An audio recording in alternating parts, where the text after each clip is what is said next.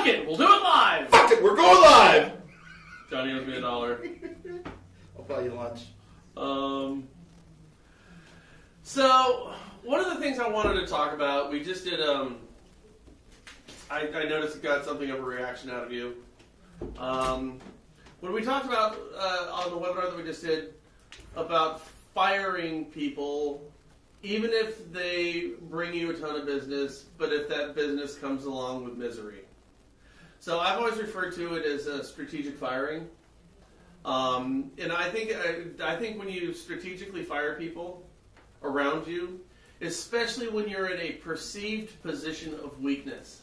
So in other words, half the people in real estate wrongly think that the pecking order is your real estate agent is up here, the lender is down here, the title is down here, and so on and so forth. Mm-hmm. So my God, of course, a lender would never fire a real estate agent. That would be foolish to do, especially if that agent brings a lot of value. But the question is, what if that agent brings value but brings heartache at the same time? Now, another thing that got me thinking about this is I was just laughing at a post that I saw on Facebook by a loan officer who we're not going to name. And I know the name, I don't know the guy, and you had a response. You said, yeah, I know who that guy is, but that dude's worked at like a different shop every year.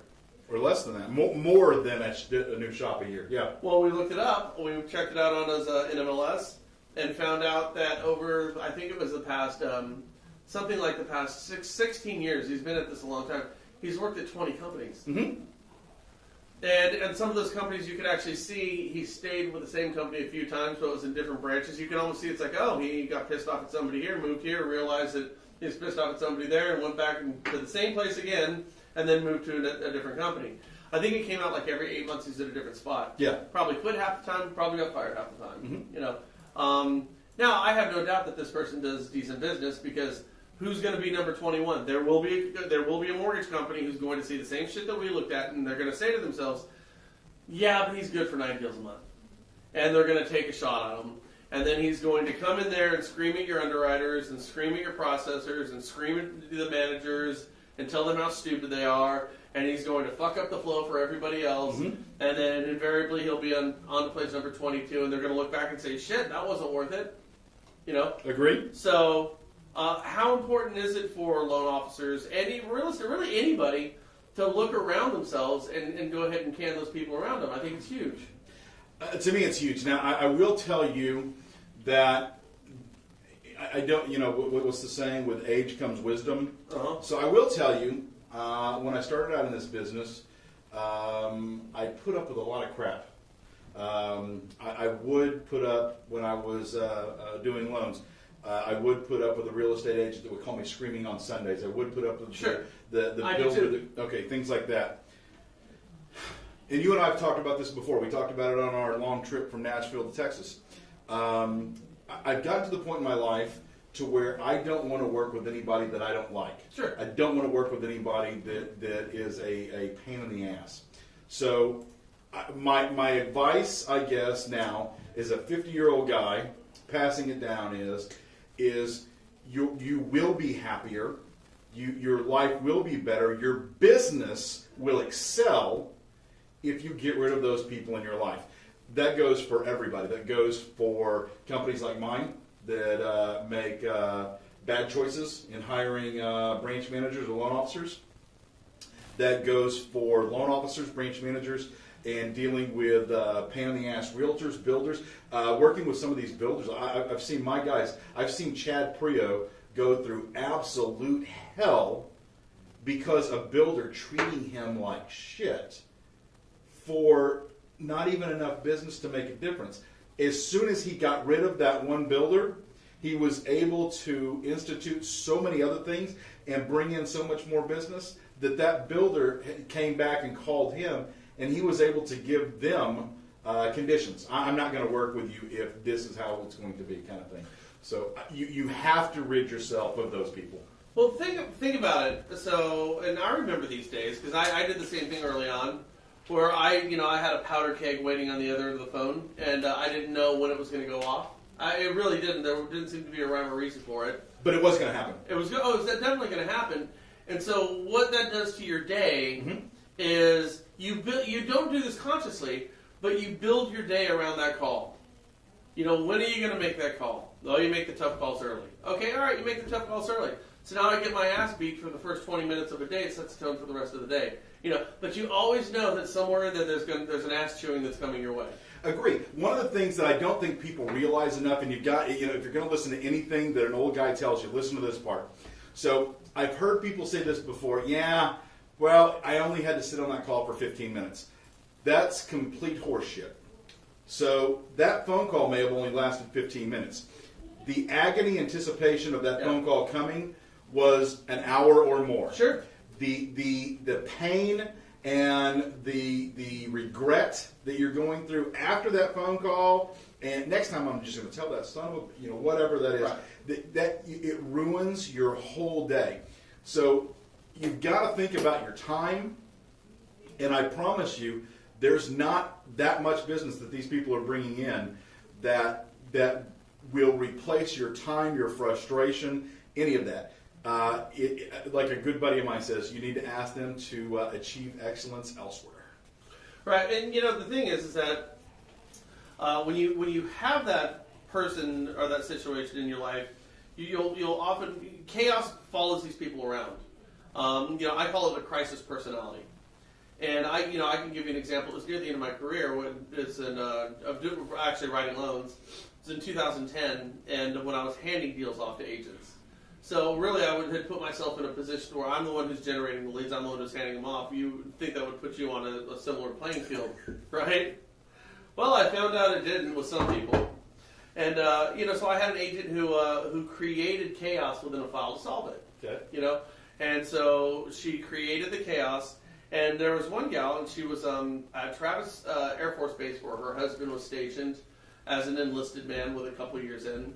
I forget what his rank was, but that was where it was. He was kind of low down on the rungs at the time. They're a young couple. And she had, she said if they moved out of base housing, you have to leave those houses spick and span, which, they'll demote you if you don't, I mean, so she was stressed out about having the house cleaned in time, and I said, well, I told her, I said, well, we'll get a cleaner. You move out, we'll get a cleaner. We'll have somebody go in there with a toothbrush to clean this thing. Somehow between there and the actual closing, that real estate agent had convinced her, for some reason, my person was either not going to go out there or they were not going to do a good enough job. This gal was 9 months pregnant. They were, she's talking and she's going to go into labor, and this is going to force her into premature labor. This whole thing spun completely out of control. And this was a great borrower. They were just young and nervous kids. They were nervous about the military, which they should be. Of course. They were nervous because they were having a kid. They were nervous because they were going $280,000 in debt at the time. It didn't need to be a bad experience. It was made to be a bad experience. Now, I closed that deal, and this realtor would get people into deals. And after that deal closed, she goes, "Yeah, great. So you got another one for me?" I looked at her. I couldn't believe the words coming out of her mouth because this is how she operated. This was standard operating procedure for her. Create the crisis to solve the crisis. It doesn't matter what the collateral damage is. My point is this. It's easy to say it from this vantage point, that don't work with those people. Yet I question how many people watching this right now find themselves in similar types of relationships. It could be with a loan officer, with a real estate agent. It could be at any level. My point is, when you get rid of those people, it seems to make everything work better, including your workday. I agree with that completely. The other thing that you got to pay attention to, so all of us have some sort of responsibility. So if you're a loan officer, you have a responsibility to your processor. You have a responsibility to your underwriter, your closers, your funders, your shippers, all of these. If you're a manager, you've got a responsibility to those same people plus that loan officer. So for you and me, we have to take care of that. That's something that we have to, I have to guard my full. That's part of my job. So can you imagine, and I've done this. I did this last year. It caused problems. Bringing in people that did not deserve to come in, the chaos that it created for the guys that really kick ass. I mean, hell, all my guys. Can you imagine bringing in some jackass branch manager, jackass loan officer that's been at 20 companies in less years, half as many years, bringing that guy in, because that guy's never going to be happy no matter where he's at. Right. It's everybody else's fault. It's not his fault. It's everybody else's fault. So then you take that guy and you bring him into a company where you've got Greg Peckman, where you've got Alex Jimenez, where you've got Chad Prio, Steve Brian, Jason Malmstrom, Nick Smallwood, these guys like this, and then this guy does nothing but creates havoc with the underwriting team, with the processing team, the closing team. Every single deal is a barn fire. I mean, it's last minute, everything like that. So one, it damages that other part of your team, from operations to support staff to revenue generators, anything. But it also, you lose your credibility. And I think it's one thing that people don't pay attention to. When people say, it's one of those, and I'm sure this has happened to you, when you had a cancer here at the National Real Estate Post, a cancer here at the Mortgage Shots, or whatever, or some other business, and you get rid of that person, and people come up to you that know you, that know that they can trust you, and they say, I was trying to figure out if you were just freaking stoned, or if you didn't see it, or something like that. And that, that's when it comes out. So sure. You've got to take that responsibility for the rest of your team. That's what our job is to take care of our team. Right. And if you let that garbage in, so if it is that real estate agent that is such a pain in the ass, that's going to your processor too. That's going to your loan officer. Absolutely. That's going to your team, because she's not stopping, or he's not stopping at just you. Yeah, there's really, you create value for yourself when you do this. So it's like, it's what you just said a moment ago. You lose credibility in the eyes of others because people see what you're willing to put up with. Oh, okay, so you're a doormat. All right, I get it. Johnny is okay with allowing X, Y, or Z to make him a doormat. Yep. So I think a little less of Johnny as a result of that. Yep. Okay. Now the flip side of that coin is if you say, you know what, in spite of your business, I'm not working with you because you don't make me happy. You're not bringing something to the table that's helping my collective over here. My cooperative of business partners and arrangements and affiliates, you're not providing value. Therefore, I'm like, no harm, no foul, nothing personal, but I'm not going to. I don't want you to be part of this thing that I'm doing. What happens there is that you gain credibility. Yes. With everybody in your sphere of influence. But I close 4 deals a month. Right. Who are you to tell Right. me I can't work with you? I close 4 deals a month. Right. And the funny thing is, and I don't want to make this as bagging on real estate agents because there's a bunch of great agents. No, I'm talking about loan officers, everything. Right, loan officers, everything. But you'll often find that those who create, and I've seen this too because I looked this stuff up. You get these title reports, and you'd be like, "You're kidding me? That's what you really do for business? You walk and squawk like you're doing 20 deals a month." You're barely making the lease payment on that 1987 Jaguar you got and you still think looks clever. You know what I mean? Yep. So, so I think what you do on the flip side is you gain credibility and you gain more self-respect from doing it. And I think the ripple effects, they don't extend only to, your processors, your underwriters. They extend to your house. Everything. Your friends. You take that shit home with you. Yeah. You drive it on the road with you. And here's one of the things I'll hit on this last thing, that's it. So, outside, so you guys do 0 loans at the National Real Estate Post. Right. You were in that business, top performers. Mm-hmm. So now you've got the same type people. You let that jackass into this bowl. Mm-hmm. Then you take a guy like Andrew that is probably one of your top number 1 guys, if not the number 1 guy. Absolutely. The guy that you can relate to, the guy you can rely on, the guy that will do anything in the world. Yep. And then all of a sudden he starts seeing that guy being a jackass. So first he's turned off by that guy, but then he starts thinking about you and say, well, Brian's putting up with this crap. And all of a sudden you can take a guy like this and turn him into a shitty employee, and it's not his fault. Yeah. It's your fault. No, I completely agree with you. Yeah, and case in point there, Andrew is in fact that person who's always trying to find a way to be more valuable. Yep. He's always trying to proactively look at things to see what he can do better. He's always trying to bring things to your attention. Taking the initiative, what everybody always says. And if we surround him with a bunch of people who don't, he's going to start to second guess, why the hell am I doing all this? Yes. I don't need to be doing this. Right. I can go to CVS and put up with less crap. Exactly. So the point is this: I guess what we're getting at here is look at your business, and this is another thing that I got. I feel like all we've been doing is talking about Greg Peckman for the past 24 hours, but it's one of the things that I looked at Greg Peckman's listing booster account, and it constantly will go up and down, but it's intentional. He finds those who are bringing value and those who don't. His words is, well, it wasn't the right fit, which is a very nice way of saying we're just going to move off of that. Now, this is a very interesting dichotomy. I want you to think about this. Greg Peckman has more real estate agents than anybody else in Listing Booster, by far. By far. He's about to get a third license. Yeah, he's got to get his third license. Yeah, by far. And Greg Peckman is the only loan officer I know for sure who kicks people out. Chad Priya, regularly, weekly. Okay. Yeah, all right, so Greg and Chad, they kick people out, yet they have more than anybody. What does that tell you? It tells you that other agents see this as an elite or an exclusionary type of club that they want to be a part of. You don't want to be a part of a club where everybody could be a member. There's nothing special about that. You want to be a part of a club where you have to be exceptional. You know what I mean? So what he's done is he's created an exceptional value that other agents want to participate with. And I think that's part of the reason for success. That's why I say you can grow your business by firing people.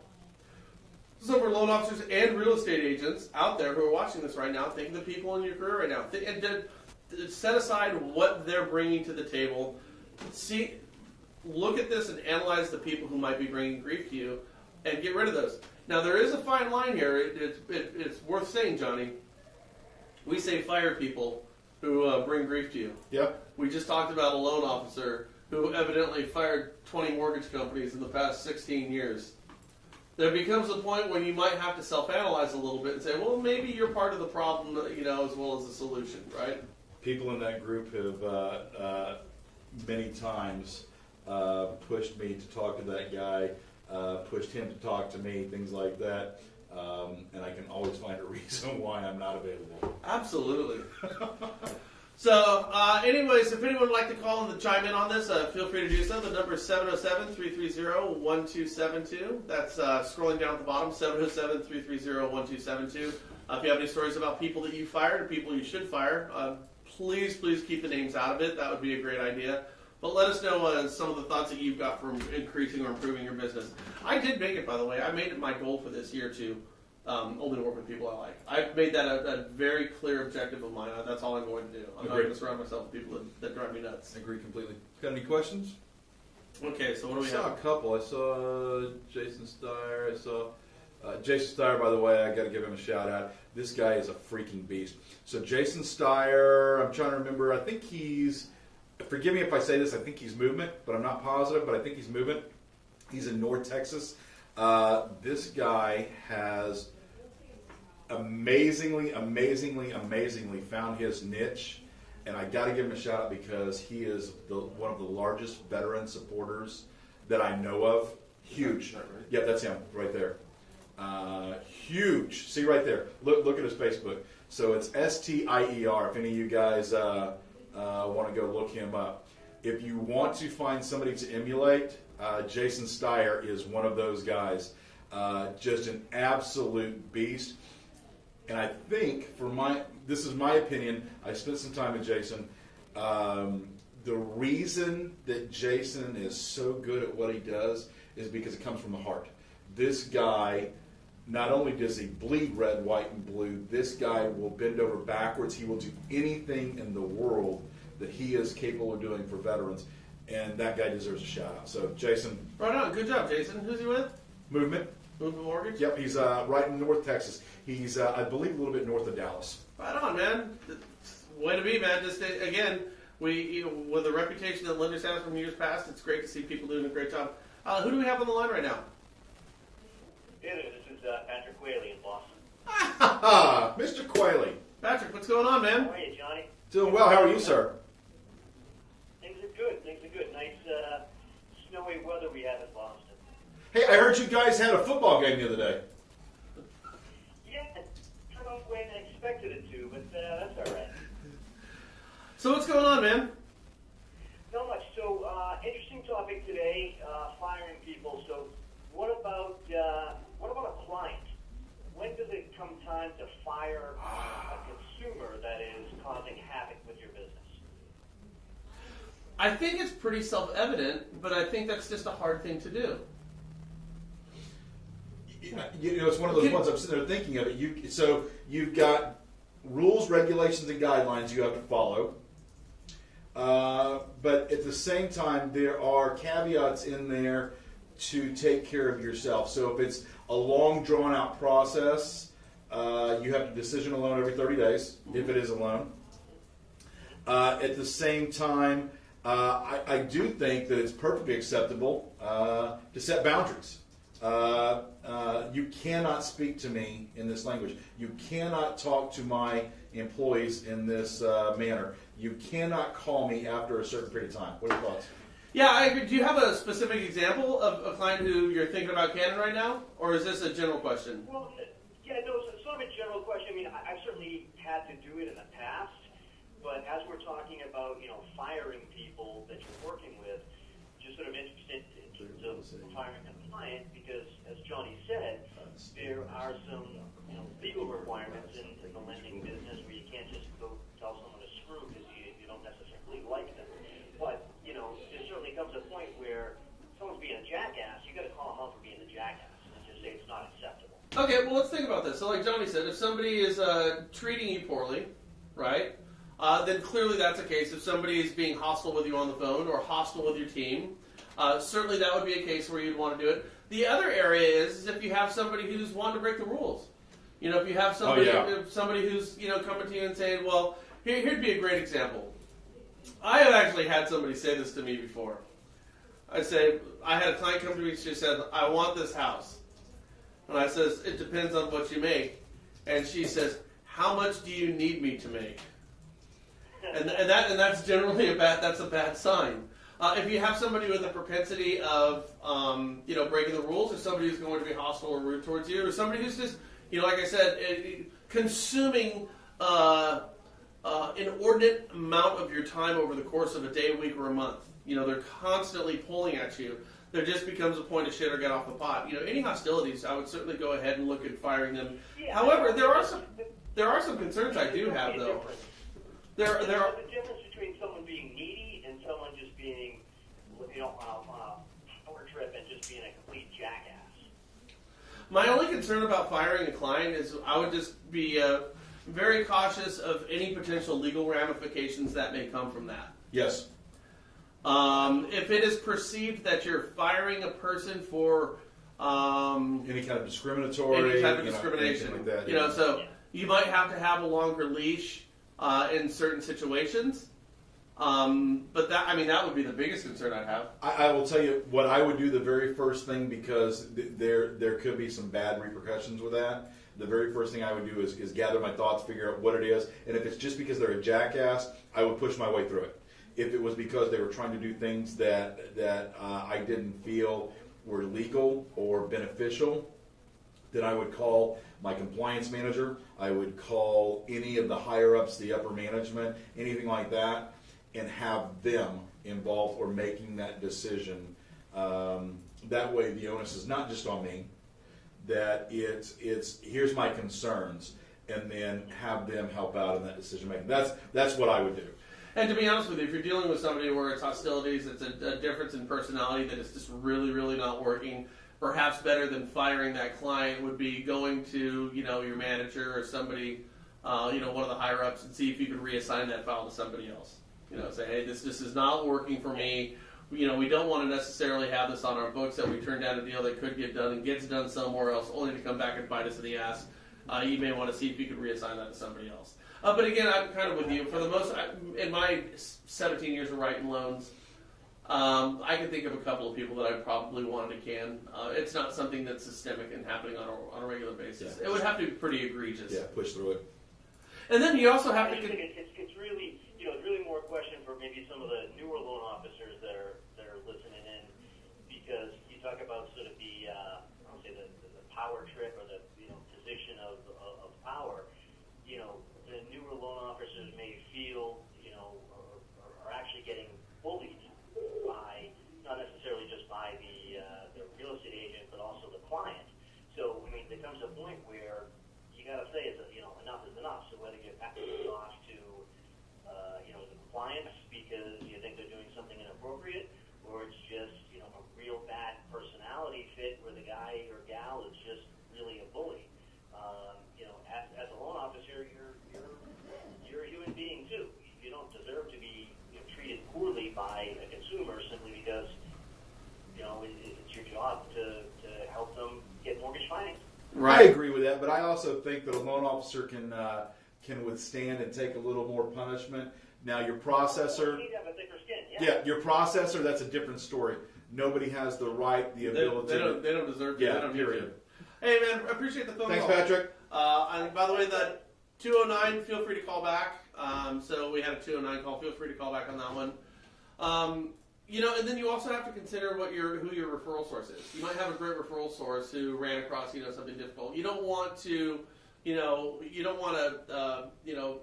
burn the bridge down with a great referral source because you got somebody who is not necessarily a good fit with you. Or you just may have a personality conflict. Yeah. Again, power through it. Go on through it. As long as it's something that's not detrimental to your team, as long as it's not something detrimental to your career, your license, things like that, power through it. You know what? The more I'm thinking about this, the more I'm focusing my thoughts on it.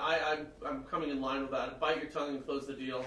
The primary reason is because that's a temporary pain. It's going to end. That deal is going to close. And I think when it comes to a consumer, especially if it is in gray areas and could get litigious, I'd bite my tongue and close the deal. I probably wouldn't put them on my follow-up list, though. I'd probably think about my CRM. Right.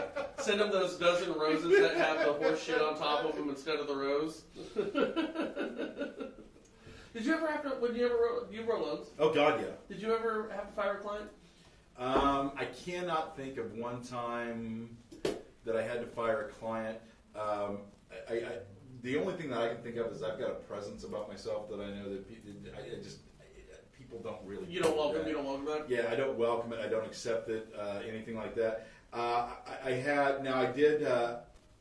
me take that back. I did have to fire a client one time, and it was for fraud. And I told them that they would be better off taking this somewhere else. I may not have done it accurately and correctly. This was back in the beginning of my career. I started writing loans in 1994. Okay. It was back in the beginning of my career, and I blatantly knew it was fraud. And I told them to go search elsewhere, that I couldn't do this loan. I don't remember what it was. I may have said I don't have a product for you or something along those lines, but it was bad enough that it scared me that it was such fraud kind of thing. I do remember that. I think I told you this before. I had a gal, the realtor, and when she was sweet, she was just sweet as candy. And when she wasn't That quick. And she came in and she took her file. And I was sitting, and I was new. I mean, I'd probably closed like 5 deals. I didn't know what the norm was. Yeah. She came in my office, and she took her file, and she threw it up in the air, and papers, whatever. She goes, I've had it with this thing. She threw it in the air. Imagine the scene. Threw it in the air, okay? Now, I fired her, okay? Then, 6 months later, she came back. She actually wrote me a letter right there. It was something to the effect of, I apologize for all the mean-spiritedness and this and that I displayed to Brian Stevens over our transactions. I promise if he works with me again, I will never, ever behave in such a manner. She wrote this whole thing out for me and signed this whole thing. And she goes, please, I put it in writing. I will never behave like that again. And I looked at her and I said, okay. So I took it and I pinned it on my corkboard. I had a corkboard. And sure as shit, 2 months later, man, she was just fucking, she turned back into a rattlesnake. I don't even think it was 2 months.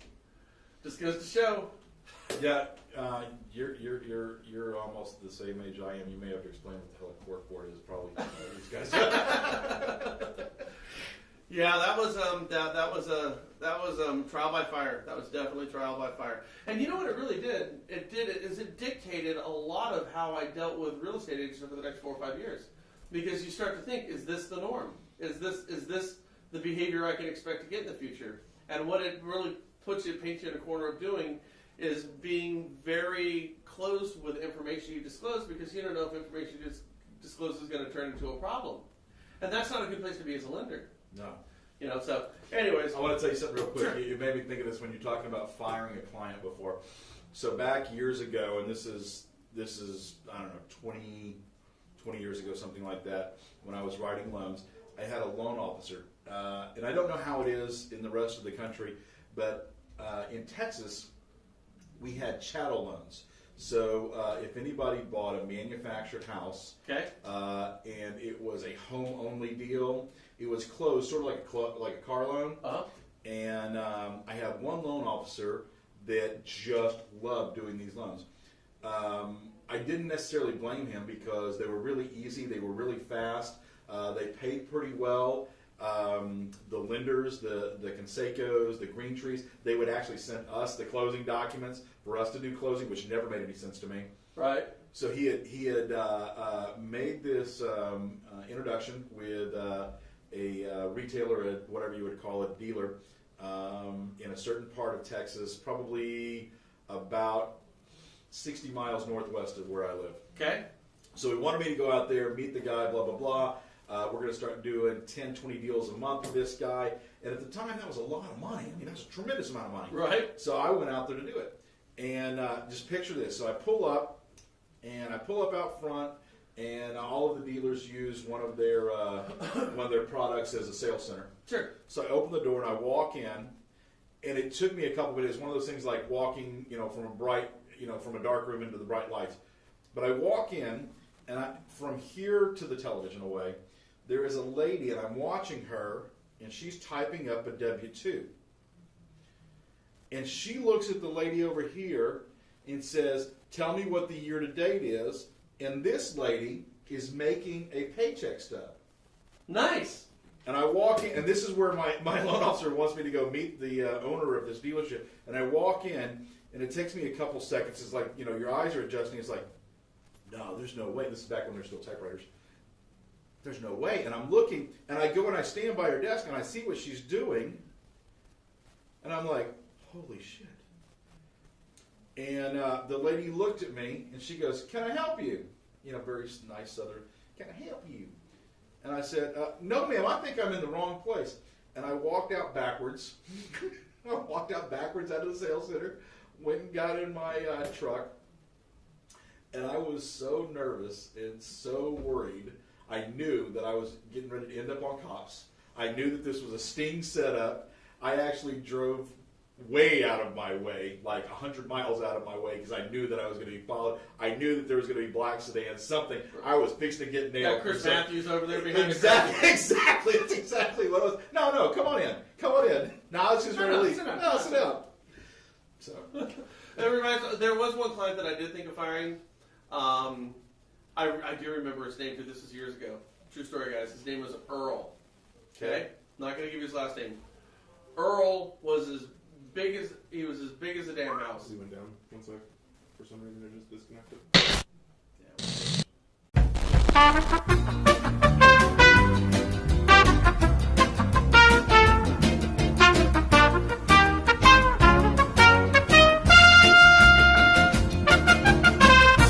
So that's how you made $14 million easily in 1 month. That quickly. Well, tell these guys again. God, it took 30 minutes to tell the story the first time. I'm not going over it again. Right. Just go back and watch it. So the one story, we'll let you guys go for this. One story of a client that I was going to fire, his name was Earl. And my real estate agent felt nervous around this Earl guy, big as a house, just huge, like almost Kean huge, just big. Okay. And looked a little shady. Now, just didn't ever make eye contact with you, didn't really talk, just like something like out of a movie, like straight from the hills have eyes, I swear to God. Okay. And so anyways, I'm doing Earl's loan application, and this was like at 8 o'clock at night, no one was down at the office. I'm sitting there and I'm doing this thing, and this guy's sitting over there like this. And I'm looking at his DD-214, and he was in the military for 2 years, 4 months, 3 days, something like that. Okay. Which nobody ever signs up for 2 years, 4 months, 3 days. I go, okay, what happened with the military? So I'm figuring he could have got medical leave or something where you could, waive his funding fee. You just never know. He could, right. I didn't have his. Never assume. Yeah, I didn't know. I didn't know if he had his eligibility or not. And so he goes, I was given he said this. He goes, I was given a medical leave from the military because a psychiatrist had deemed him a paranoid schizophrenic with homicidal tendencies. This is what he says to me. The military booted him because he was a paranoid schizophrenic with homicidal tendencies. So, this guy's huge, twice as big as me. I'm giving him a felt pen to sign his shit with because, he ain't getting a ballpoint pen from me because I know that sucker's going to be in my I've seen eye. that movie. And so I'm trying to make small talk with this guy. I swear to God he said this. I'm trying to make small talk because I'm doing this alone after the middle of the night. Very, very uncomfortable. And I go, so what do you like to do, Earl? And he goes, I like to listen to water run. It makes me calm. And that's how he said it. So I'm pouring water into glasses of each other, giving them felt tip pens, get this damn thing done as quickly as possible. But yeah, that scared the living daylights out of me. And so I had an obligation to go back to that client. Can you disclose the fact that this guy basically told me, he's just one little move away from like killing somebody, and I can't have him go out with my real estate agent. So every time she ended up showing him houses, I would go with her. And the rest of his family, they all looked inbred. I mean, they did. The wiring that was wrong up here was also wrong out here. But yeah, that was the closest I came to saying I can't work with this dude. He honestly makes me uncomfortable. He basically told me he wants to kill somebody. He's got voices in his head telling him to kill somebody. What if he doesn't get the house he wants? Slam, I'm dead. Did you ever watch the King of Queens? I have not seen it. Fake your own heart attack.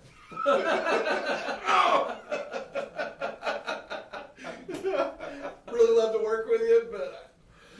Hi, Pat. Yeah. Brian. Yeah, I need to talk about Earl. Yeah. Oh no, he's qualified. Yeah, he's qualified. Yeah, he's qualified. In fact, he's not going to have a funding fee. So you don't need to put that in the contract. Yeah. One thing though, he might kill you. No, like dead kill. Yeah. Dead kill. Yeah. So, hello, Pat. I mean, what do you? But most likely from the conversation, you won't be tortured, or your family won't know it because they won't find the body. Right. Yeah, and I think you're okay. Provided he takes his medicine for that day. Don't know how he does it. I mean, what do you do in a situation? That was one of the strangest things that I ever ran across, is having somebody basically tell me he's got voices in his head who wanted to kill people. Yeah, and his name was Earl, and I do remember his last name, and I'm not kidding you when I say that was a decade ago. I think I told you this when I had a Mrs. Rose. She wanted to buy a house. I saw her W-2. She couldn't afford the house. I said, Mrs. Rose, you can't afford this house. And she goes, I can afford it. A little old lady. And I said, Miss Rose, here's how much you make. Here's what your payment is. I told her this, didn't I? Go, how you gonna make that payment? She goes, well, the Lord, He do provide. I said, well, unless the Lord is going to be a co-signer on this deal, I just don't think it's going to happen. Well, I mean, was that back in the old Sissa and Nena days? Could she have not stated a co-borrower? I'm not going to put a 75-year-old lady into a house that's going to get foreclosed on in 2 months. No. But the funny thing about her, she was a Muni driver in San Francisco. She's this little Muni driver, bus driver in San Francisco. But they drive these accordion buses in San Francisco. If you've ever driven like an SUV in San Francisco, it is a fucking nightmare. Okay, she's driving an accordion bus, which is a full-size bus with an accordion and another full-size bus that's dragging. She's this little tiny old African-American lady. And so she was the funniest person I ever did a deal for. She would actually get off her bus to I'm dating myself, go to a payphone and call me to find out how the loan's going. And it was so funny. I swear to God, this woman couldn't weigh 100 pounds soaking wet, Mrs. Rose. And she'd be like, Ryan, how are we doing on the loan? I said I'll be there in a minute. I said, you get back in. I will be there in a minute. Yes, Brian, how are we doing the loan? And you can just picture that she's got this accordion bus pulled over in the middle of traffic jam San Francisco, making a call to her fucking lender. And she did this time and time again. She was right, and she would get back on the phone, and she was the sweetest little thing you ever met in your life. She was wonderful. Get off my bus. Do it. One time. I take. Take one more step. Oh, man, I would kill to have some of those recordings. Mrs. Rose mentioned those too funny. All right, guys. Well, anyways, hey, listen, we're going to let you go. Oh, Claire LaForce, there's a blast from the past. Hi, Claire. I haven't seen you in a while. Give me a call. Do we have any questions or anything before we sign off? Yeah, anybody out there? I got a question for you. We've been talking today primarily about strategic firings. Again, another part of strategic firings is the idea is don't put yourself in that position.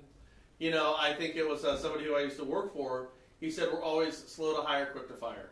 That's what we do. Yeah. We vet. We don't hire people that we think we're going to have to fire. The idea is that if you do more vetting up front, then you do a better job, and you don't generally have to let people go. Now, I've noticed with you, I think we know each other well enough. Where I know a lot about you and kind of and what your DNA is. We know each other well. Yep. Let your mind go there. Hiring practices. Yeah. Is it a gut thing for you? Is it more of a do you have systems that you go through? Do you have make or break things, or will you go out on a limb? What do you do? Because you seem to you don't have a lot of turnover. You know, you're not flipping a ton of people. No, I guess it kind of depends on the position. So everything's just a little bit different. To me, when you're interviewing, let's say operations, it's the easiest thing in the world. You ask open-ended questions of your underwriters. So what do you do when a loan officer reaches out to you on a Saturday and they've got an emergency? As soon as they say, I'll be able to work at 8 o'clock on Monday, you let them go. You know, it's not going to be a good fit.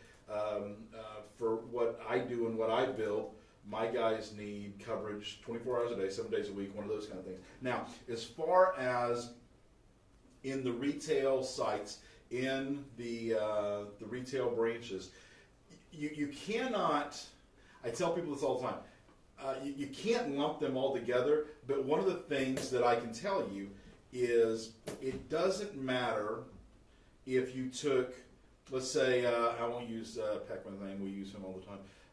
You could take Patrick Quayle, pull him out of Boston, Massachusetts, and you could put him in Bentonville, Arkansas, and take Nick Smallwood out of Bentonville, Arkansas, and put him in Boston, Massachusetts.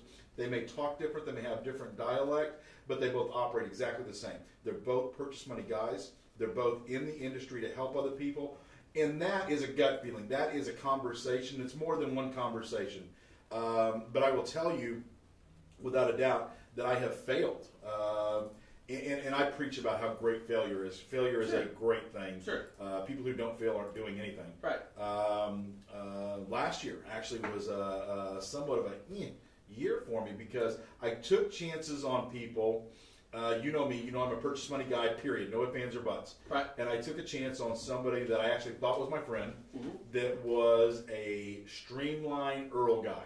That's all he did was streamlines and Earls. But he was in a bad situation. Mm-hmm. So I let my friendship override my judgment, and it was a horrible disaster. Horrible disaster. And luckily we caught it before it damaged anything, but I was already starting to have problems where underwriters and processors are saying, what did you do? The other thing, really bad hire last year. Brought a guy on that was pretty decent in the mortgage business, understands programs, understands products, could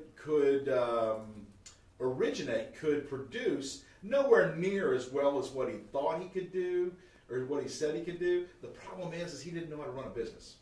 Right. And that's a huge issue. And some of these things you just can't figure out until you get, a little deep into it. Sure. To find out. Because if a guy's coming to you and he has a processor, an underwriter, 4 LOAs, and he's coming from another company that he's been at for some time, you assume that this person actually knows what they're doing. What I should have done is I should have paid a little bit closer attention to see when their original hire date with that company, when they were with me, things like that. So you do make mistakes, but I want to say I've got a great attrition rate. I want to say the guys that are there have seniority. Chad's been with me for 4 years, almost as long as I've been there. And I've got a great attrition rate, and I do pretty well on personalities and knowing what's going to work. So you said if somebody says, hey, you get a phone call on a Saturday and their response is, okay, call me on a Monday, that's not going to be a good fit for you. Do you have other lines in the sand like that? There are certain things. I get where you're coming from. It's just not. This is not the culture that we have here. Are there other things like that? Yeah, there's a number of them. I don't. What doesn't fit, and I tell people this right up front. So here's what fits with me. If you're a purchase money guy, if you're a tier 2, tier 3 market guy, if you're in the PTA meetings, if you're in the church pews, if you're a part of your community, you're probably somebody who's going to fit very well with me. If you're a churn and burn guy, if you've been at 6 companies in the past 3 years, things like that, you're probably not going to fit with me. If you are a non-producer, what I mean by that is if you sit on a throne and expect everybody else to do the work, you're probably not going to fit with me. So there are some lines in the sand, and I may miss out on a few here and there that would have worked out, but for the greater majority, they just don't fit. They just don't fit. So yes, there are the lines of sand. And we'll wrap this up here real quick. My thinking is just I'm just a dumb simpleton. I always just try to distill things down to its simplest forms. I see it like this: 24 hours a day, you sleep 8, you work 8, you have 8 off. I'm not going to take again, round numbers here, round numbers. I don't want to take a third of my life and not at least have a path to happiness with that time. Amen. I'm not going to. No question. No question. I did that shit when I was younger. I'm not doing it anymore, and I would imagine that as time goes by, that you and I will both refine exactly what that means as time goes by. Time is a precious thing. You just can't make any more time. You can't buy any more time. And if you're dealing with jackasses, then what is the point? Right. And then speaking of time, they'll take your time. And by the way, loan officers and realtors, we always look at what our biggest lost commodity is. And the assumption is that our biggest lost commodity that we don't have enough of is money. We're always trying to find a way to make more money. And the truth of the matter is that I don't think that's the case for a lot of people. I think there's a lot of people who have enough money. I think in this industry, I think our biggest, at least mine personally, my biggest lost commodity is time. I'm looking at my life right now and I'm thinking, how do I find more time to do the more research with my work that I enjoy to do, to spend the time with my kids, to do the things, and how can I arrange my life in order for that to take place? One way that I know for that to take place is to work with these people. Stephen Brand says that he's learning more that you want to work with partners who want to work together at growing both of our businesses. Fire away. By the way, that is so true. Amen. That is so true. You have to, I'll tell you this. Let me give you a little anecdotal story. Ashley, who's I think on here, will know this. I just spoke with a loan officer, I'm not kidding you, who is my back door. I haven't told you this, Johnny. My back door opens up to a mortgage company. Okay? We are one of the bigger and more effective marketing companies, mortgage marketing, real estate marketing companies in the country. By far. We are. And we're good at what we do. We have a mortgage company who, I'm not kidding you, is 3 steps away from my door. 3 steps. And I know who the owner or the guy who runs it. We're not terribly close friends. But they've never made an attempt to come over and talk to us. And to be honest with you, I don't particularly want to work with them. But we woke up a couple of weeks ago and we said, why do you have your loan officers? Well, their loan officers will come by and say, man, we're dying over here. I'm not kidding you. We see them in the morning. Hey, how you doing? How's business? Man, it's slow, boy. It's tough. They're not getting the support they need. I know that. And so we decided that we're going to go talk with this guy. And we walked over there and said, here's some numbers. And this is what we're doing. Here's the companies. Here's the loan officers. Here's the people. Just to give you a snapshot, here's what we do. We're really good at this stuff. You ought to come by. And he goes, that's great. We just merged with another company that you guys all know. And boy, this is a good idea, and we're going to get this in front of everybody. Never hear a word one from him again. So, fast forward, I saw some gal who posted something in Facebook Marketplace, and it was in one of these groups. And she said, I wish I didn't post this. My phone is ringing off the hook with leads. And what she had done, and she shows you there, she shows you the leads. She's fucking posted the whole thing, right? And she went to Marketplace, and she says, quit making your landlord's mortgage payment for him. Give me a call. Here's a phone number. So everyone's posting houses. And amongst all these houses that are posted is this text that you can read. So everyone who's looking at all these houses, she's not competing against 15 other people who are doing the same thing. It's all these houses and her. So everybody on Marketplace who's looking at this thing says, shit, I'm going to call her. And the next thing you know, her phone blows the fuck up. Right? Yep. Good problem to have. So anyways, I walked next door and I said, I want to see if this works in our area. So I looked up our Marketplace. Nobody's doing this.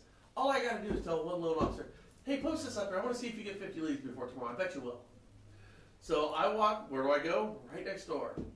And I walk into there, and there's this gal who's working there. And I tell her what she can do. She goes, oh, no, I need to run this by this person. Then she says, well, you might not want to tell him that you came and talked to me first. That makes him mad. Then she tells me, she goes on and gives me a 20-minute diatribe about why she's working at the wrong place. So she doesn't really know me, and in less than 10 minutes after walking in there, she's basically telling me she hates everything about where she works. I wonder how many people are out there like this, Johnny? I'd say there's a tremendous amount of people out there. There is hope for them. There are places they can go. One of the things, and it made me, I knew you were getting ready to say this. You didn't, is you can watch those same things. You start watching the loan officers that are in those groups that have poor management, have the closed-minded branch manager, things like that. You start looking at places like that, and then all of a sudden those loan officers are the ones that are selling Advocare, selling to try and supplement because their boss, their company's failing them. Yep. In fact, I just saw a real no. Seriously, I just saw a real estate agent who's selling air conditioning units at Lowe's. Hi, how's your air conditioning? I'm like, whoa, you could be selling houses, $600,000 houses for 6% commission out here. Yep. And you're working at Lowe's now. Yep. It's brutal. By the way, this is worth noting. And then they lie to themselves. The reason they're working at Lowe's is because I get to talk to more people. And I just tell them that I'm a real estate agent also, and then I'm going to get all this business. Sort of like, I don't know if you remember back in 2003, 2004, when the waitress at Hooters brought you your chicken wings and said, oh, I'm a loan officer too. Yeah. Oh, yeah. Oh, yeah. We actually did a show on this. We said, you know what? Real estate agents, go become an Uber driver. You're already driving around. We did a show on this, and we were dead serious. Go be an Uber driver. You're already driving around. You know the neighborhoods. Now you get paid for that time. You're putting people in there, and who knows? They might just end up buying a house from you. You know, and then you have agents go, well, that's a really good idea. No, it's not a good idea. It's a horrible use of your time. No, because you're not an Uber driver and a real estate agent. You are now an Uber driver. That's all you know. Yeah, you just discounted the people who are true professional drivers. Right. And you just discounted real estate agents at the same time. By the way, is that in the bullseye? No, God, no. That one I didn't throw that in the Oh, bullseye? hell no. You're How close freaking inch. Is that an inch off? Yeah. Did you need glasses or Oh, contacts? I do or need something? glasses. All right, guys. Well, hey, listen, thank you so much, everybody. Jenny Cordova, I think we're going to have to meet one of these days. I see you all around, and you sure seem like a positive Jenny person. is a freaking powerhouse. Her and Kim together are a team that you cannot reckon. That's awesome. That's totally awesome. Hey, thanks, everybody, for joining us today.